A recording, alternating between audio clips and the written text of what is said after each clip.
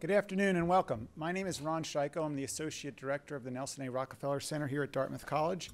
It is my pleasure today to introduce our speaker, Janos Marton. Janos will be speaking on the topic of ending mass incarceration in the United States, truly a civil rights issue for the 21st century. The irony of having Janos speak on this topic at the Nelson A. Rockefeller Center was not lost on me, and perhaps the same can be said for you. The irony is that for Janos will address ending mass incarceration, it may be more plausibly argued that Nelson A. Rockefeller was at the forefront of public policy making at the beginning of mass incarceration. 45 years ago this month, Governor Nelson Rockefeller stood before the New York legislature and delivered his State of the State address. In that address in 1973, the governor laid out what the New York legislature would later that year codify as the Rockefeller drug laws. Now, Rockefeller was certainly not the first public official to raise drugs as a major crime issue. 2 years earlier, Richard Nixon identified drug use and its attendant criminal activity as public enemy number one and created the first drug czar in the White House to fight his war on drugs. Governor Rockefeller, however, provided the first blueprint for implementing tough on drugs crime stance. In addition to the New York State passing strict criminal penalties for drug possession and distribution, numerous other states followed the lead of New York and implemented their own strict drug laws.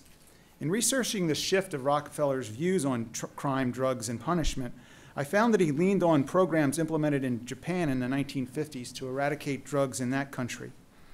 Perhaps it was a bit of a leap of faith to believe that Japanese society in the 1950s and American society in the 1970s had much in common.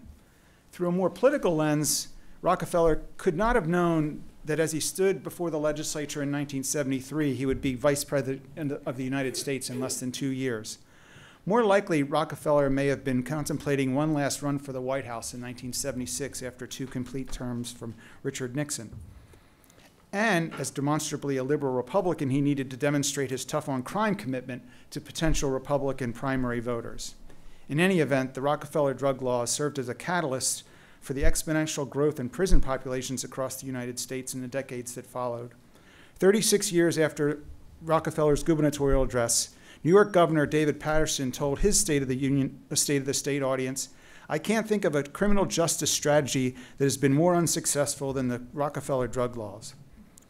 Nelson Rockefeller was indeed, did many great things in his lifelong career dedicated to public service. Historians, however, will not count his drug strategy as one of those. So it is with a bit of institutional mea culpa that they welcome Janos to the Rockefeller Center today. Janos is an attorney and an activist, a born and raised New Yorker, and most importantly, a member of the Dartmouth class of 2004. Here, while he attended Dartmouth, he served twice as the student body president, coordinated students for John Kerry, who in my estimation, in my 17 years here, put on the best indoor event for a single candidate that we've ever had upstairs in Hinman Forum. It was perfect. He also worked on and wrote for the now defunct Free Press, and he also interned here at the Rockefeller Center. After graduation, Janos worked on political campaigns and ran operations for hands-on disaster response in Biloxi, Mississippi after Hurricane Katrina. Janos returned to New York City to attend Fordham Law School, where he graduated magna cum laude. During law school, he practiced criminal defense, worked on the Obama presidential campaign, and began a program for youths incarcerated at Rikers Island. As an attorney, Janos has practiced in a large international law firm, a small civil rights firm, and at a New York State agency focused on police accountability. Most notably, he served as special counsel to the Moreland Commission to investigate public corruption, which exposed widespread wrongdoing in New York's campaign finance and lobbying system. Janos is currently director of policy and campaigns at JustLeadershipUSA, an organization committed to cutting correctional population in half by 2030 by empowering communities most harmed by mass incarceration. In that capacity, he has managed a nationally renowned campaign, #Close Rikers, and is launching groundbreaking organizing efforts for those inside and coming from prison. Please join me in welcoming Janos Marton back to the Rockefeller Center. Thank you. Good evening, everyone. Can you hear me all right? Yeah? Okay, great. Thank you, Professor Shaiko. It's great to be back here. You left off one accomplishment I'm very proud of, which is that I ran the late night shift at the Novak Cafe from 2002 to 2004. I stopped by for a coffee last night. I'm glad to see procrastination is alive and well at Dartmouth College. Always good people over there. So thank you again. Thank you to everybody at the Rockefeller Center. This has been a really smooth experience for me coming back to campus for the first time in a number of years to talk about an issue that's very important to me, and I hope that very important to all of you as well. I've spoken about the Close Rikers campaign probably hundreds of times at this point over the last 2 years. The most meaningful was when a debate coach who I was friends with snuck me onto the island under that program's auspices to speak to people who are incarcerated there about the campaign. And one of them came home from jail and actually joined the campaign as a member. So that was a special, particular memory. But this is right up there. And not only because New Hampshire in winter is kind of like being in a prison, but also because of the impact that Dartmouth had on my career, is where I've got my intellectual bearings and really centered my moral compass and developed the professional skills that I've been trying to improve for the rest of my career. So it is very special for me to be here today with all of you. So I came to this campus in 2000 as a freshman, curious about the world, but also full of anger. I grew up in New York City during the Rudy Giuliani mayoral administration. And to tell a story that sort of encapsulates what I love about Dartmouth and what I hate about our criminal punishment system, I had come here as a high school senior, and like I'm sure many of you, left that experience saying, this is definitely where I want to go to school. And I remember being really excited and fired up on the bus ride home to New York, coming through the Port Authority bus station and swiping my student Metro card. And as soon as I did that, I was grabbed and thrown up against the wall by a police officer. I was patted down. He kept yelling at me to show my student ID to prove I hadn't stolen the student Metro card. But of course, having come from Dartmouth, I didn't have my high school student ID readily on me. So he picked apart my duffel bag, threw everything onto the floor, and eventually we found my student ID. And then he just sort of left me standing there with my stuff on the floor of the subway platform. And it was amazing how down that took me from how high I'd been on the bus ride home. And so when I think about why I do this work, I could give you all kinds of professional reasons, all kind of movement-based reasons, but it's moments like that that are comparatively tame to the experiences that other people experience in our system of mass criminal punishment that drive this work. So I just wanted to share that with you as sort of what my launch was into this world. About 15 years after that moment, I was watching a panel at a university. And as Professor Shaiko noted, I'd worked on Rikers Island with 16 and 17-year-olds, and so I always knew how appalling the place was. And I saw a speaker, Janos Marton, one of the nation's foremost incarcerated leaders and spokespeople, talking about how he was about to launch a campaign to close Rikers. And I thought that was absolutely crazy, so I went up to him and I said, "How can I help?" And about a month later, we had worked out that he had gotten a grant, and I came on board as the Director of Policy and Campaigns at Just Leadership, which was then a fairly new organization. I think I was one of the first 5 or so people there. We now have 25 folks working in a number of different states. And we started the campaign to close Rikers. I'm going to tell you a little bit about Just Leadership, who we are, before launching into the campaign. So there is a movement afoot to reform criminal justice, but very often it leaves out the voices of people who have been most impacted by these policies. And so Glenn started Just Leadership with the goal of elevating the voice of those who have been most harmed. And what we do at Just Leadership, we do leadership programs where we bring formerly incarcerated leaders from across the United States to New York for intensive training. We go around the country doing trainings for formerly incarcerated people. And then we also do advocacy, which is the type of work that I'm going to be talking about later today. And we have a broad-based membership, and I'll do a membership pitch later. So what were we trying to do with the Close Rikers campaign? We were trying to address this. Now, this slide is something that I'm sure you've all seen before, a variation of this slide.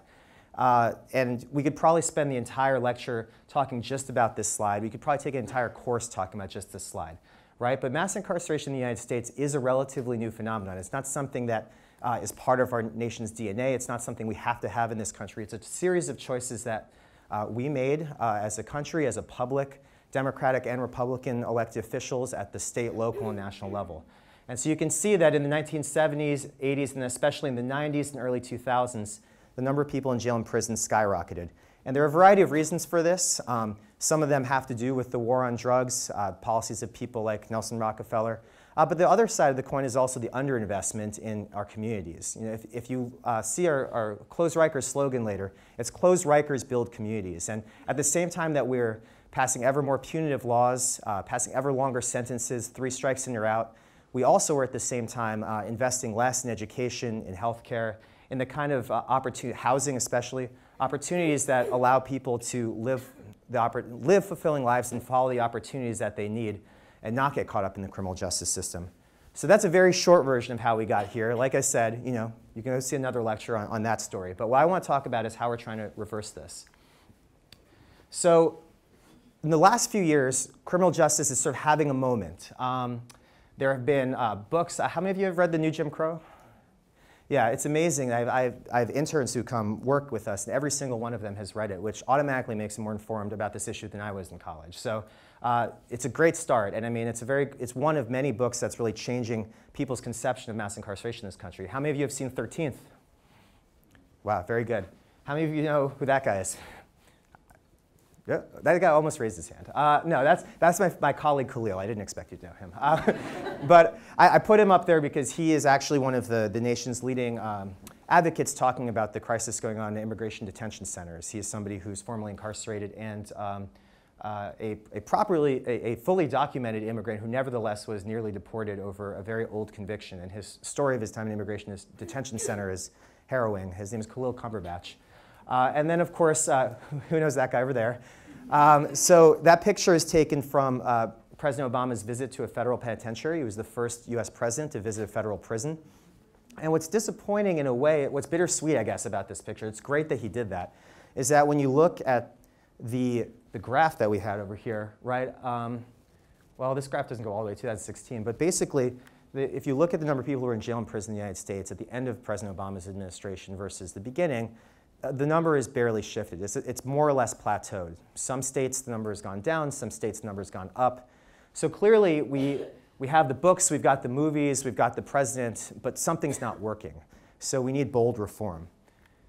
So that's where Glenn Marton, who I referred to earlier, came up with the impetus for the Close Rikers campaign. So why Close Rikers? A couple reasons. Well, first of all, for us, it was essential to close Rikers because as a national criminal justice advocacy organization based in New York, we couldn't credibly talk about mass incarceration anywhere else while we had this atrocity in our own backyard. Second of all, Rikers Island is a jail that's infamous around the country, if not the world. It's in television shows, it's in movies, and it's constantly the subject of investigative reports about how terrible it is. So we felt that we could send a message to the United States that if we can close Rikers Island, you can close jails anywhere. And so that was why we launched the Close Rikers campaign. So here's a photo of Rikers Island from above. You can see it isn't just a jail, right? I mean, this is a 400-acre jail complex. And when we talk about closing Rikers, we're not just talking about closing all of these individual buildings, right? We're talking about shrinking the entire concept of a criminal punishment system in New York. So closing Rikers Island and shutting down the 9 jails on that island that hold 14,000 beds means recreating a criminal justice system that's much smaller, that has many fewer people going to jail. And the most common question we get on the campaign is, well, where are all the people going to go if you close Rikers? Well, the whole point is most people who are in jail shouldn't be there in the first place. And so we want to create a system where very few people wind up in jail, and that's what is going to replace Rikers. So how many people here are history majors? Yes, thank you.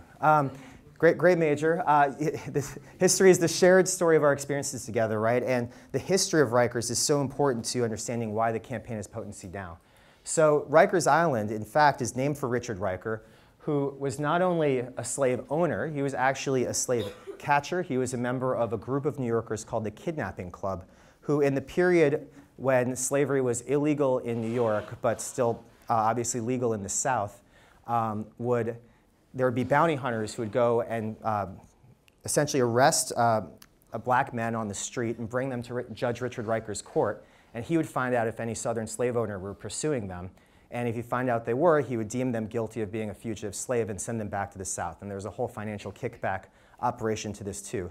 So the very fact that New York has decided to put its jail on Richard Rikers Island, I think, is very telling about what the problems we have around race in this country. And so we tell this story because we want to create a narrative showing how there's really, this has been, for hundreds of years, a project in the making. And in fact, Rikers Island, the jail, opened in 1935.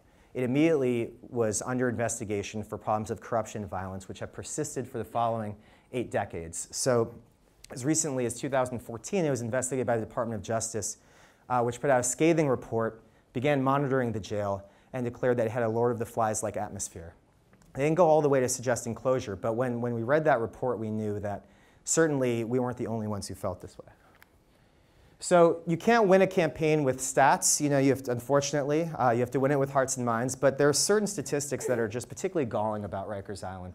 So 89% of the detainees are black or Latino. Even the top number, that the cost of a bed on Rikers is $247,000 per bed per year, is actually low. The comptroller has revised that number to $270,000 per bed per year. So when we think about the places where we need to be investing in our society, whenever you hear people say that there isn't enough money for it, the first place they should take a look at is where we're spending the money instead. We have a 1-to-1 ratio of correction officers to people detained there, which means we're spending untold millions of dollars on their salaries and pensions. And one stat that we actually don't have on this graph is that 80% of the people who are on Rikers Island have not been convicted of a crime. They're pretrial detainees who are there because they couldn't make bail. So how do we do this? How do we close Rikers? Well, for one, you've got to organize. And there's 2 types of organizing writ large. There's grassroots organizing, which is mobilizing people who are directly impacted, and I'll get to that a little bit later in this presentation. And there's grass tops organizing, getting a broad coalition of supporters with you. And so up on that list, you have the logos of some of the, now it's more than 170 organizations that support the campaign. Some of them are neighborhood groups, others are labor, faith, criminal justice, housing. And a big part of our campaign has been getting people to buy into this idea that we're not just talking about shuttering a jail, we're talking about changing the system. And that requires people who are expert in housing, in mental health care, in reentry services. And all of these people are part of a very broad coalition that we bring together. We also want to create an environment in the city where people realize what's going on. So this is a photo from our March to Rikers. In September of 2016, we marched about 1,000 people through the streets of Astoria, Queens, to the foot of the Rikers Bridge, largest protest ever at Rikers Island. And for about 2 hours, we had people on a podium across the street from the bridge to Rikers, formerly incarcerated people who had spent time there, celebrities, politicians, all demanding that Rikers be closed. And it was really a seismic moment for the campaign because until then, most people still thought we were kind of crazy. I mean, some people probably still think we're kind of crazy, but back then, people thought there's no way that this is actually going to happen. And following this march, we had 37 press hits. And so we talked to a lot of reporters. And the questions had started to change. The reporters started asking, well, what would be the first step to closing Rikers? How long would it take? And we realized that people were actually believing this is something that could happen.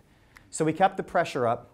This is a photo from, I don't know if you've seen the Light Brigade before. They're very present now in the anti-Trump protests. But so we did a vigil outside of Gracie Mansion, which is where Mayor de Blasio lives. And this is a multi-faith vigil where we had 10 different faith leaders from different denominations making the moral case for the closure of Rikers. So at this point, we felt like the mayor knew who we were. We were getting press. People sort of thought the campaign had a chance.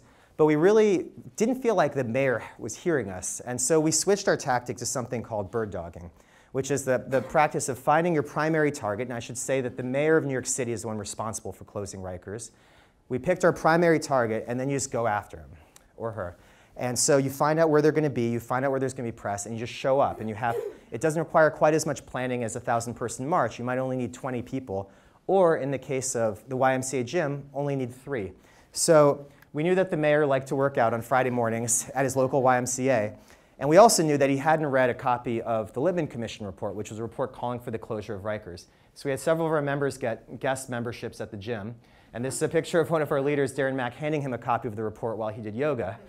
And we took a photo and video of this, and it went pretty viral among the political news channels. There was more coverage of his wearing cargo shorts at the gym than the actual story we were trying to pitch, but we still got a couple articles that really focused on the substance.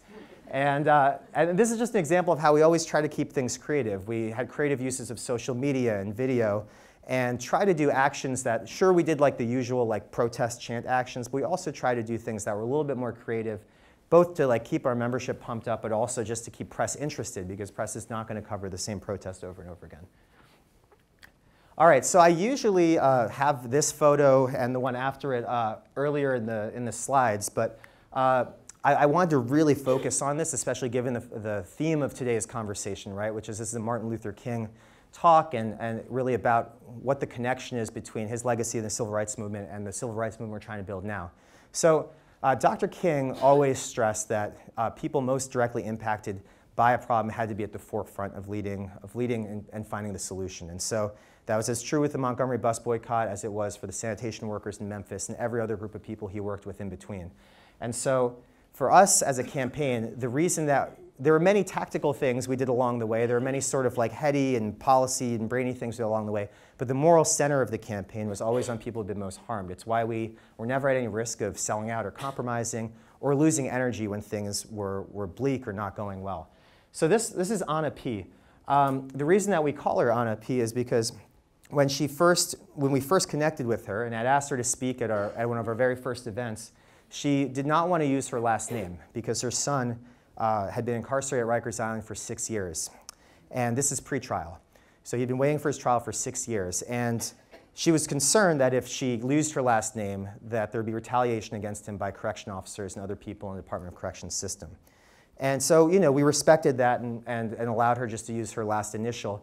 But over time, as we worked with her, as we brought her to Albany to lobby, and she's now really the lead spokesman for speedy trial reform in the state of New York, she began to realize that her story was her power, right? It was at the same time her source of greatest grief and stress, but at the same time also the greatest source of her power. And so she began talking to reporters on the record. She began speaking. I mean, this is her speaking at a rally a year after our first rally. And you can just see, you can just see from this visual how far she's come.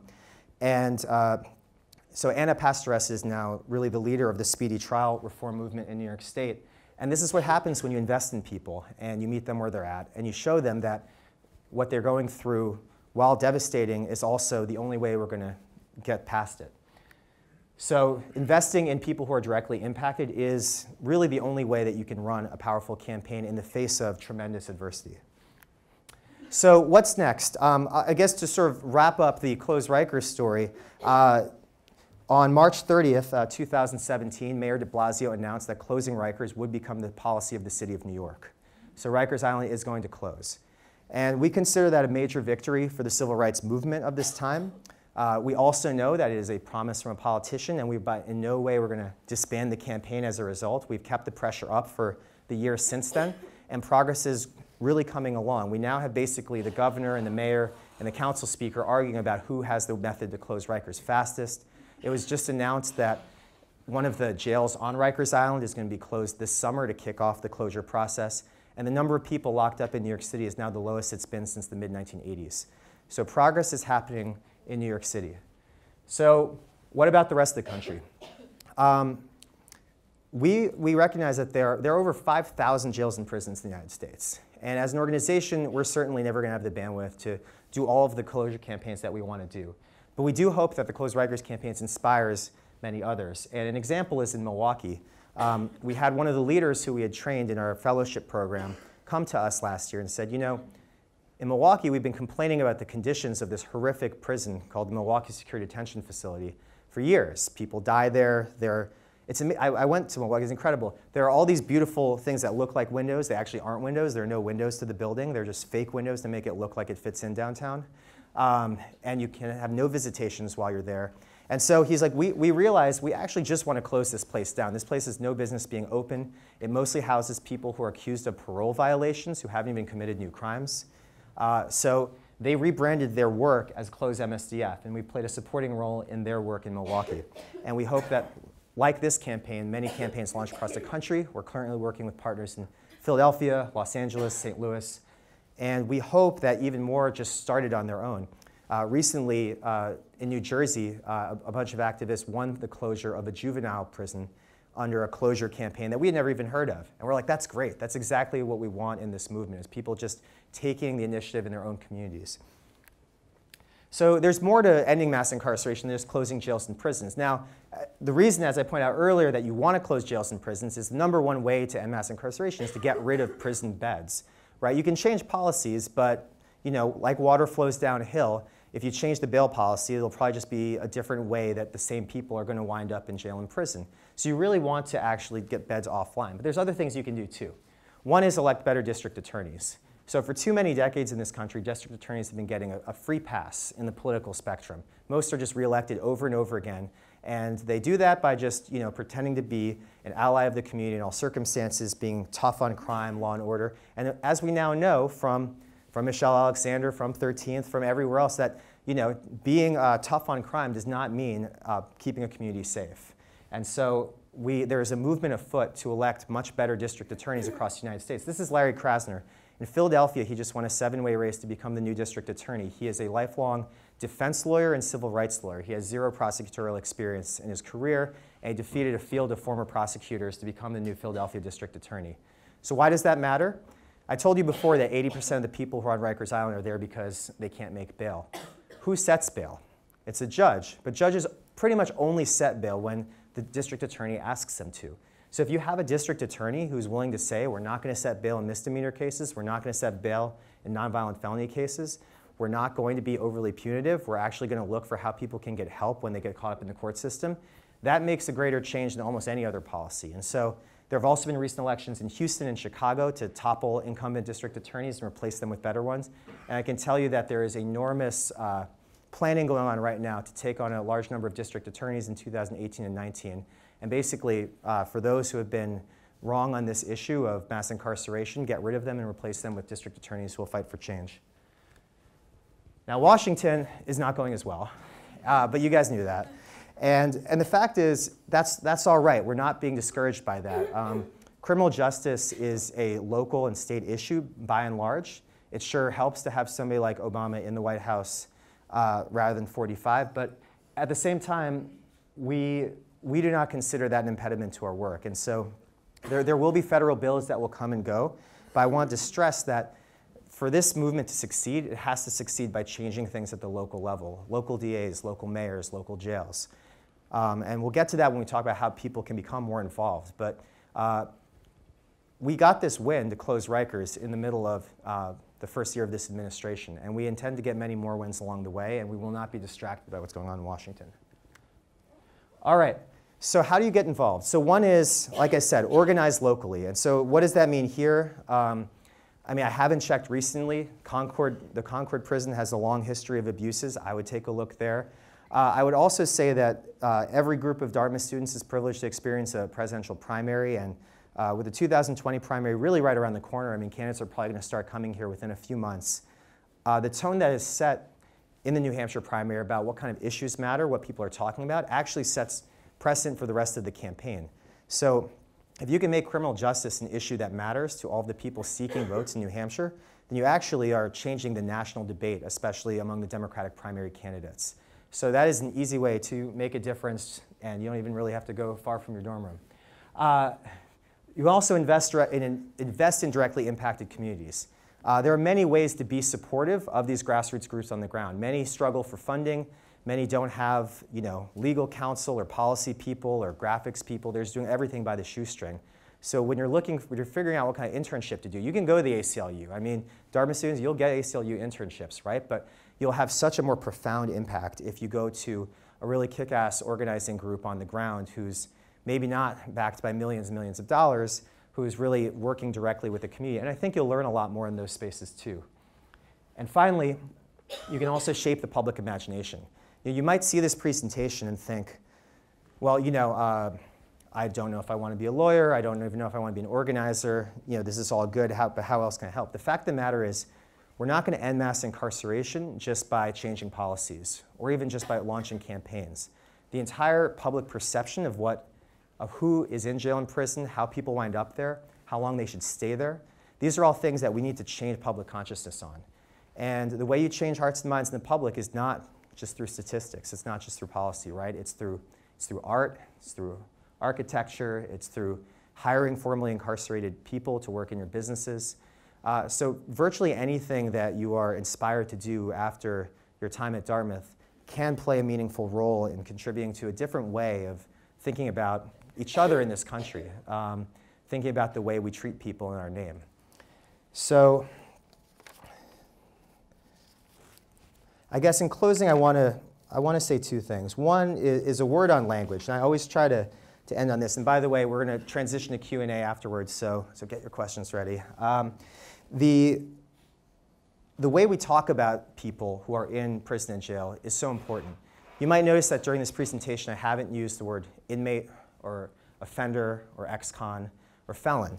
And that's because these are the words of the system, right? These are the words of the system to other the people that are in there. And the reason that that needs to happen is that the system of mass incarceration is so brutal and so inhumane that really the only way people who work in it can justify its existence is by convincing themselves that the people who are in their care, funded by our taxpayer dollars, are not worthy of human dignity. I'll never forget, I used to go to Rikers Island, and often the queue for us to leave would be when lunch arrived. And lunch for these 16 and 17-year-olds was called the feeding, which to me I always thought of like how you would describe feeding farm animals, like the feed is ready. And that is the language used by those correction officers to think about before they dumped a bunch of rice onto a saran wrap that wrapped the metal table. And so when you just picture that, you're not thinking about them as humans, as people, as kids. And so there is no synonym. I mean, reporters especially are frustrated by this because they're like, well, I only have so many words. Like, what word should I use instead? And there is no synonym for these words that the system has created, but that's why we say use human first language, people who are in prison, people who are incarcerated, because it not only gives them respect, but it also reminds you of who we're talking about. So that's my penultimate point. And then finally, I just want to make a pitch for people to get involved in this work, either as interns or in your professional careers moving forward. I think you're going to meet the most powerful and impressive and compelling people, especially the kind of leaders that we work with across the country who have come home and made a decision to invest in their communities and prevent the kind of discriminatory policies that landed them in prison from happening to others. That is a future that I promise you will be rewarding if you join it. So the criminal justice reform has left the station. The movement has momentum. This is an important civil rights issue of our time, if not the civil rights issue of our time. So with the train having left the station, you should join it because it's hard to stop a moving train. Thank you.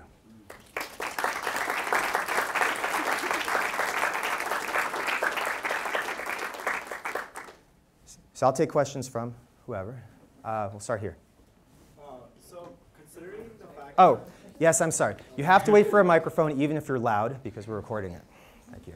All right, so considering the fact that Dartmouth invests in companies that invest in private prisons, I was wondering if your organization had any movements to have places divest from private prisons?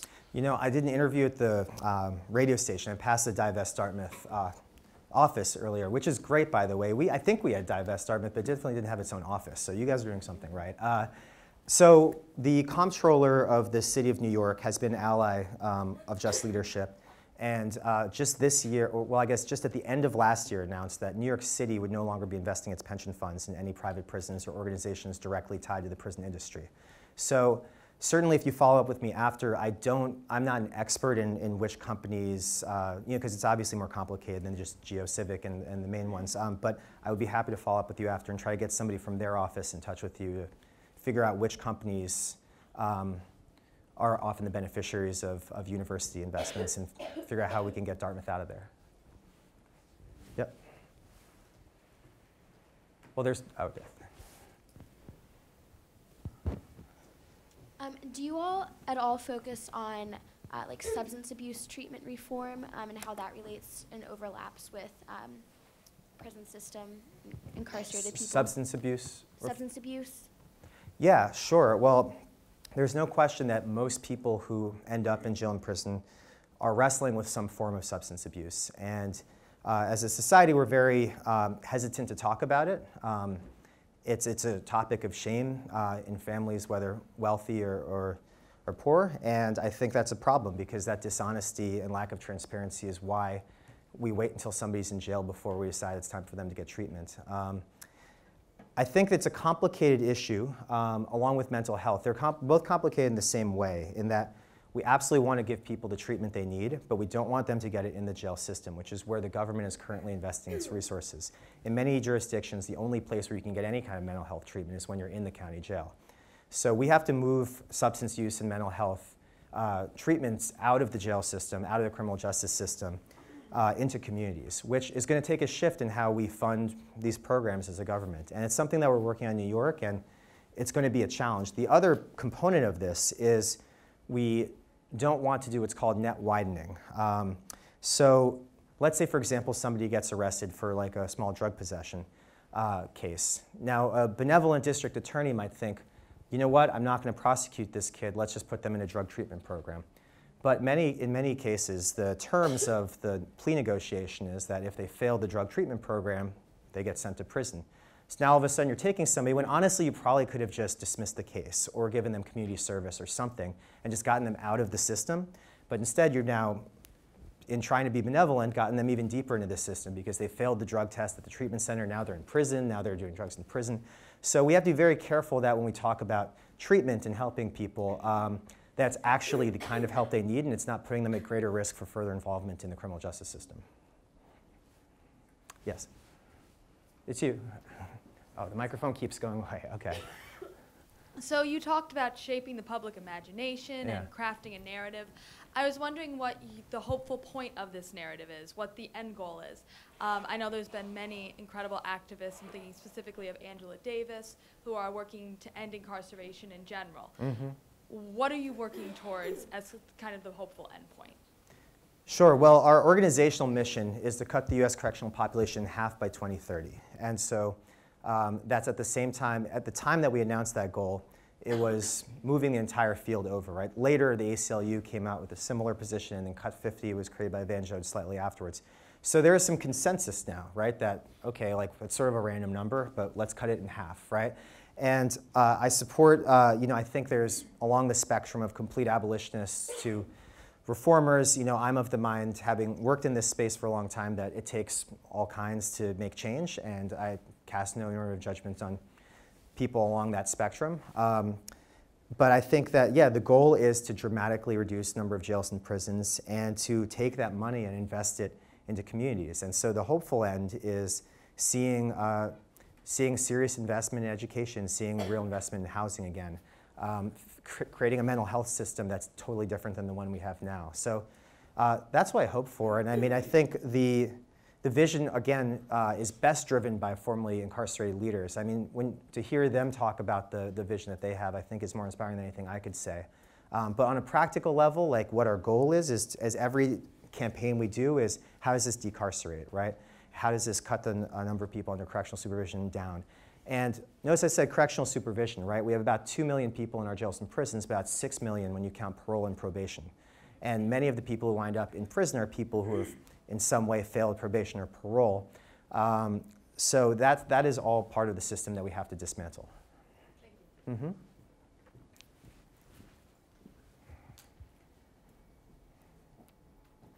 I'm curious as to how cutting the number of beds will work in the same universe as judges who have no incentives to stop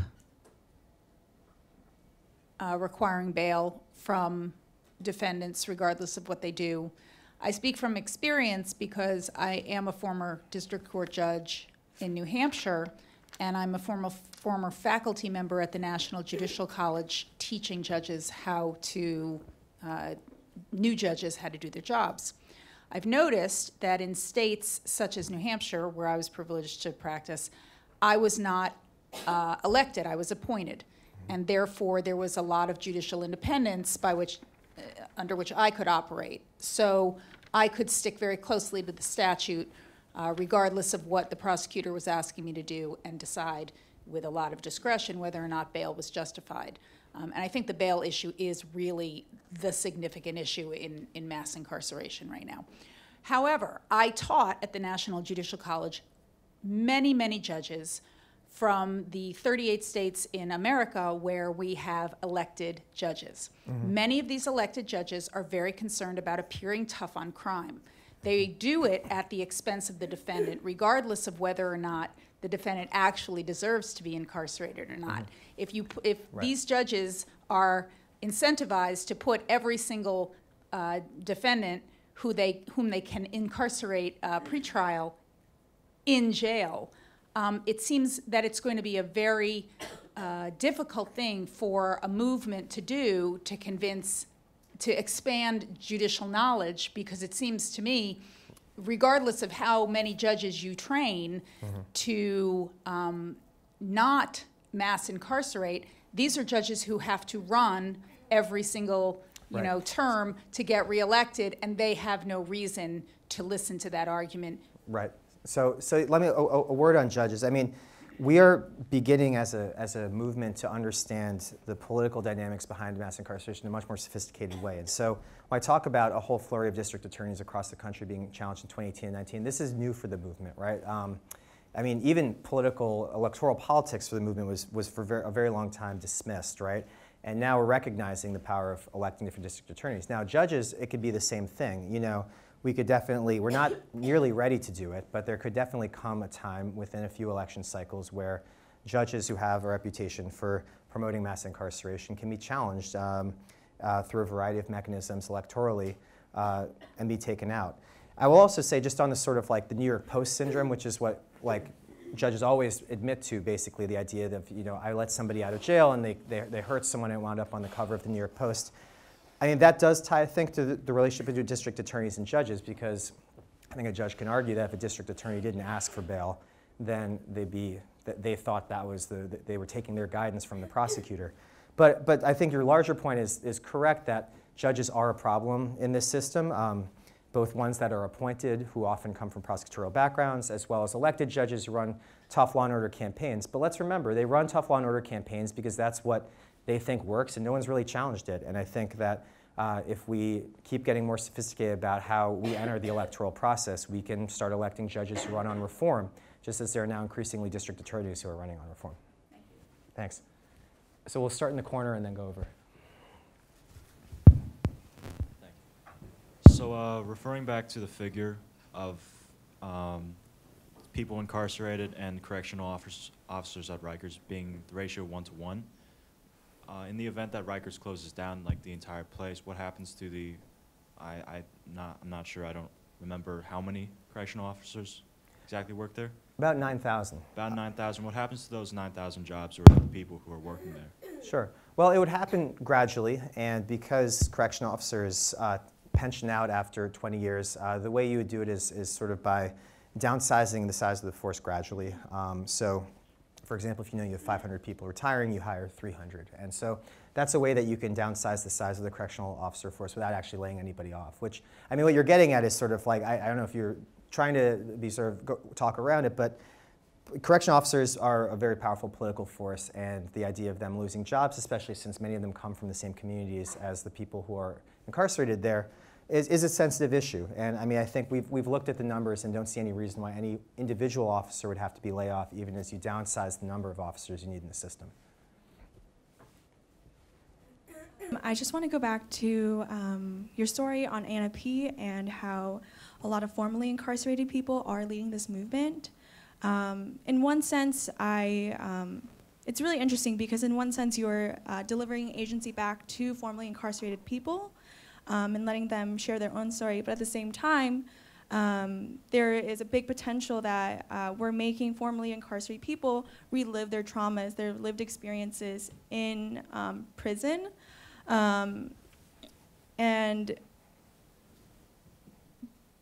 so, I mean, on another hand, on another hand, we know that like people need to consume pain to understand pain, and that is like deeply wrong. But just seems like that's the way society has come to understand pain and trauma.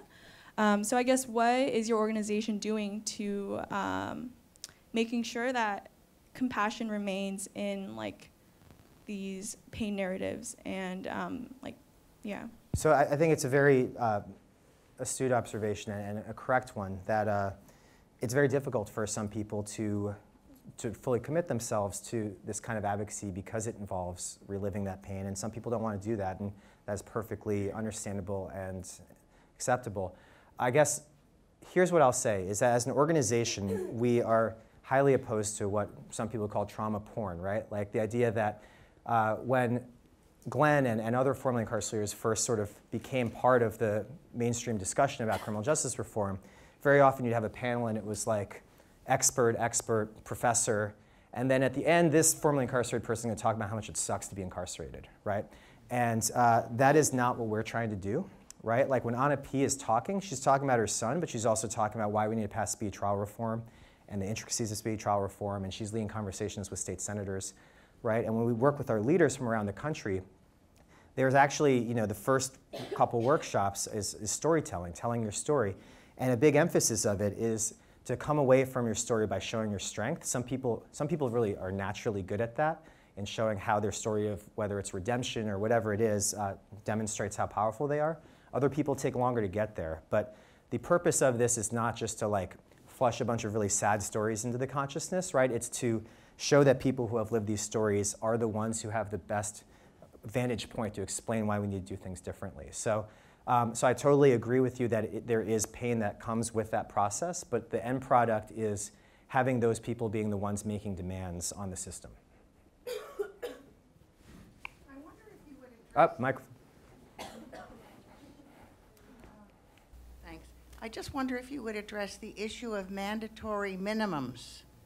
My understanding is that some judges who may themselves be in opposition to certain punishments are required under the law of mandatory minimums to give someone 10, 15, whatever years for particular offenses. Now, when Eric Holder was still our Attorney General, he was encouraging some of the prosecutors and DAs to hold back on turning anyone in as using in some ways to avoid that. But that's a major issue. It is a major affects judges, even kind-hearted ones. It's true, and I mean mandatory minimums are really one of the main byproducts of when we saw that graph and we saw the spike accelerate. I mean that was one of the regressive policies that came out of that period. And I would say that when you talk about prosecutorial behavior, one of the ways you can change that is how people charge offenses, right?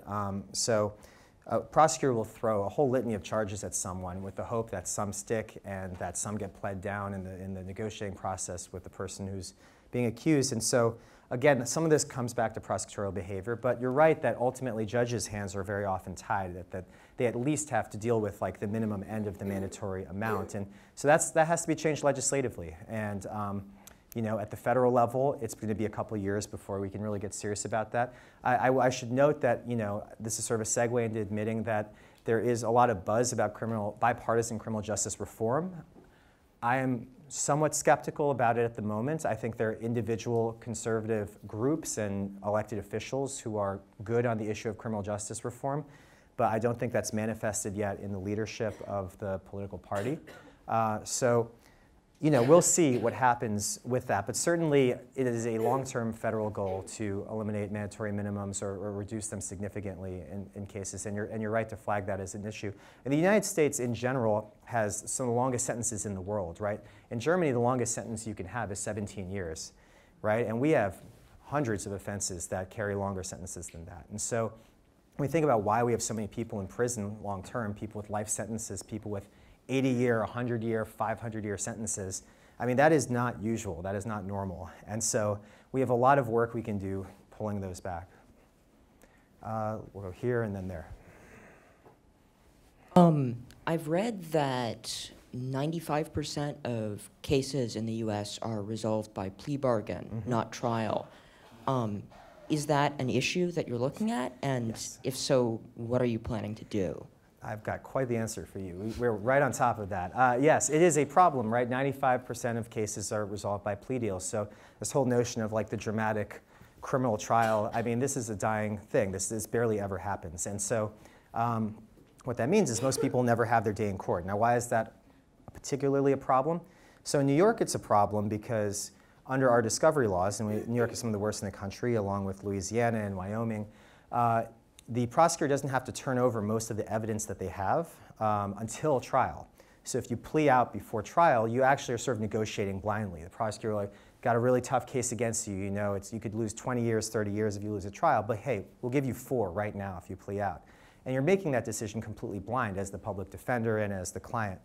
And that's completely unjust. And so one of the things that we're doing in New York, our 3 main legislative issues are bail, which we've talked about a couple times now, speedy trial, which is the Anna P's son's issue, right? The idea that it can take years for a case to go to trial. And the third is discovery. So the idea of discovery is it should be equitable, that given that the defender, the judge, the prosecutor are all part of the criminal justice system, the government system, everyone should have access to the same evidence. So when the prosecution receives evidence, that unless there's some very specific reason not to turn it over, it should turn it over so everybody's working with the same basis of facts, the same video shots, the same witness statements. And if you did that, you would have, I think, a very different plea bargaining process. You might have a lot more people who are like, you know what, I'm going to take this to trial because this is BS. I know that's not me in that camera, you know, and that's the basis of them being so aggressive. And what will happen in response to that is you may have more bogus cases dropped by prosecutors. You may also have speedier resolution of cases. People are like, look, the case against us is really strong, and I did do it, and I'm going to serve the time and not sit in this jail for 2 years. So discovery reform is really key to all of this. Now, I don't think we're actually going to pass good discovery reform this year, but we're certainly working on that very specific issue. And so if you're interested in that piece of it, that's what you should look into. It's called discovery, basically. Yeah. First of all, thank you for coming. Sure. Happy to be here. This is Dartmouth. I'm glad to be back. So happy to have you back. My question is really about honest communication around this issue. And I think it's shaped by 2 things, probably by many things, but in the nature of full disclosure, I think it may be shaped by 2. The first one is I'm the Vice President of Institutional Diversity and Equity here at Dartmouth. Secondly, my home state is the state of Alabama. And you combine those 2 things, you get really interesting dialogue. The thing that concerns me is the parts of the conversation we don't have about mass incarceration. And I think the first one for me is that the financial gain for most Americans from mass incarceration is there and it's alive. Americans make money from people being in prison and in jail. And until we can all accept the fact that we are sharing that cash, that blood money, and we don't even ask where it's coming from, that's a problem. And if we don't have a conversation about that, that's a problem. The second part, and maybe you can help me answer these questions, the second part is, we still haven't answered the question as a nation. Do we really have a real problem that the way that we're removing people from the street, mostly people of color, people we don't want there anyway, is by putting them in jail? And if we can't have that conversation, I don't know if it's going to matter what kind of conversation we have with judges because they know what our commitment to this issue is. But I think maybe you have some answers for me. Oh man, that's tough. I know who has some good answers about Alabama, though. We work with a gentleman named Reverend Kenny Glasgow and the Ordinary People's Movement in Alabama.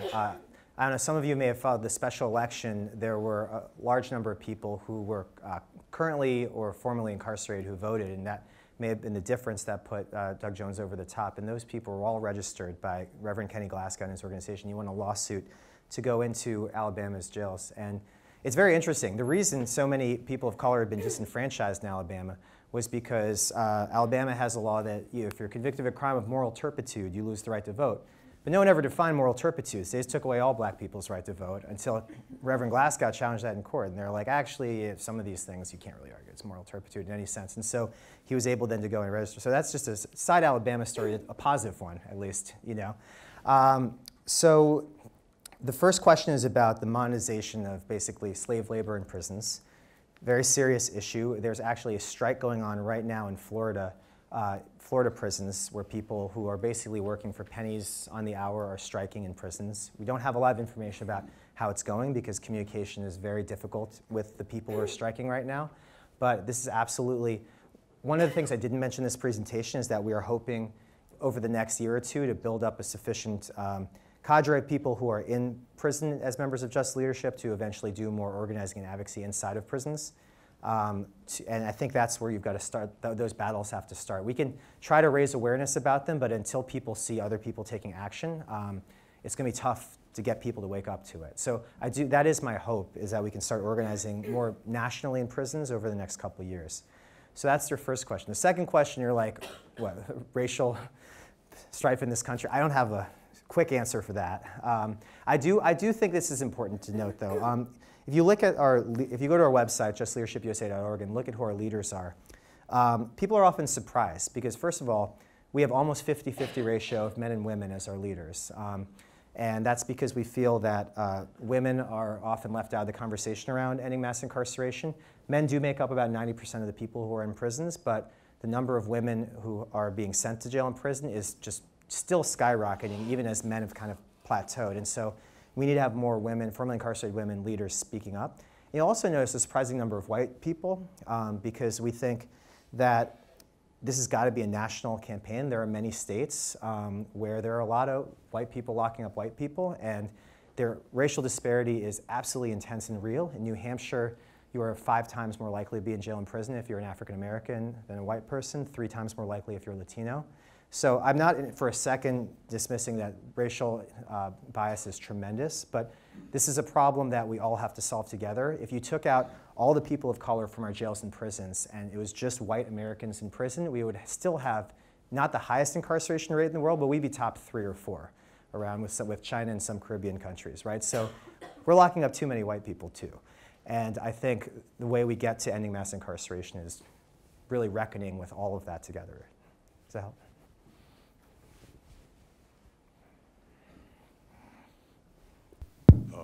No one is born bad, and most people in jail, as you've said, don't deserve to be there, and their outcome has been a product of their life. And there are some very big societal issues involved, and that's economic opportunity, education levels. These are big problems that are not solved in the short term that would reduce our incarceration rate in this whole problem. So hopefully your organization's at least giving some psychic energy to those long-term problems and trying to convince our leaders that reducing poverty helps in many ways, including reducing incarceration. But maybe I could ask what your thoughts are about the whole approach to better management of the mental illness problem. You mentioned that as a focus. What would you do? What would you change? Well, I wish that you'd asked me that like a week from now, because I have a couple of meetings coming up this week with some of the best thinkers in the space on it. It's really complicated, right? Because you have, we say mental health issues, but it really, there's a tremendous spectrum of what we mean by that. There are people who are perfectly fine, don't have any issues when they're sent to jail, and then they're so traumatized by their experience there that they're dealing with PTSD and issues like that. There are people who have such impairment that they're not even quite cognizant of what they're doing when they get arrested for that crime. And so there's really like a large spectrum of what we mean by mental health issues. I guess my short answer is just that we are currently sort of stabbing at the problem by setting up mental health processes in our jail systems across the country, and I think that's the wrong way to go. And I think that we have to think much more about how we can have those kind of programs in communities where people live. And that comes with complexity, right? There are people who have tendencies towards violence because they don't have access to the medicine that would prevent that from being the case. And so, can we mandate that in communities? And what does it mean to mandate it? Does it come with some kind of threat at the end? These are very interwoven problems. And so there's no easy answer on mental health, but we're not even really talking about it yet. And so I think once we actually start talking about it as a country, we might start getting some progress. And certainly in New York, we have a lot of ideas. So people should stay tuned for what goes on there over the next couple of years. So I know we're at 6 o'clock. How many people still have questions? Nobody? Really? That was the last question? All right. So we'll have one more question in the middle, and then just a couple things, sort of housekeeping to wrap up. One is I said I would mention membership. Oh, look, become a member today. My membership coordinator kills us when we don't mention this when we go out speaking. So Just Leadership is a membership-driven organization. We're a nonprofit. So we have membership starting as low as $1 a month because we really want to encourage returning citizens to become members. Membership is free for anybody who's currently incarcerated, if there's someone in your life who is and you want them to be part of this movement. And so I would encourage people to sign up. You can do it on your phone. Sign up at JustLeadershipUSA.org to become members. The second thing is if you want to follow us on Twitter, you can see our handles are up there for the organization. Mine is Janos Marton, and you should definitely follow me if you want to see more about what kind of work we're going to be doing around the country. And then lastly, this is sort of like a Dartmouth special, I suppose. If you are a student who's interested in getting involved with this work, I will very much make myself available to help you get involved in this space. You know, I think as somebody who graduated from here with like a bunch of energy around activism, you know, it's a complicated professional space to navigate, and I'm certainly making myself available to help you figure out what kind of internships and jobs are the best way to jump into this. So, sir. Yes, I want to thank you. My question is, how do we help the society become, help them become more sensitive to the issue of reinsertion?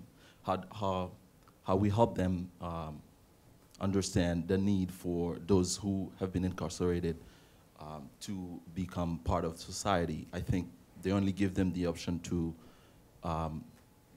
have a stop somewhere and then wait for the next train to go back.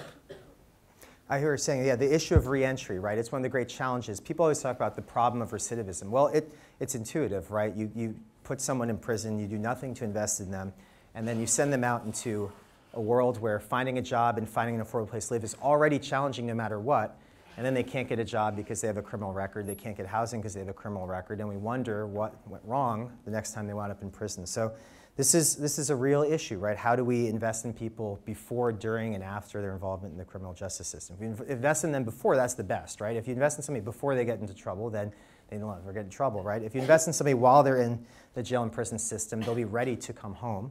And then if you invest in somebody after they come home, then they'll be able to lead productive lives. Most people who come home, the number one thing they want, they just want a job. They just want to work. They want to earn their own money.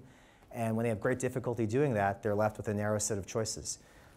So, you know, one of the things we're working on in South Carolina and North Carolina, our pilot program is trying to push for really model legislation around employment discrimination for people who have criminal records. You guys have probably heard of Ban the Box.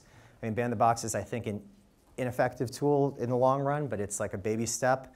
Although I do encourage people to push for Ban the Box at Dartmouth. I think Dartmouth should ban the box for any student applications and any employment applications to work as part of the employment here. I think that would be a good gesture on the part of the college to show it's serious about its issue. But yeah, so we have to worry about employment discrimination, housing discrimination. Those are things that can be fixed legislatively.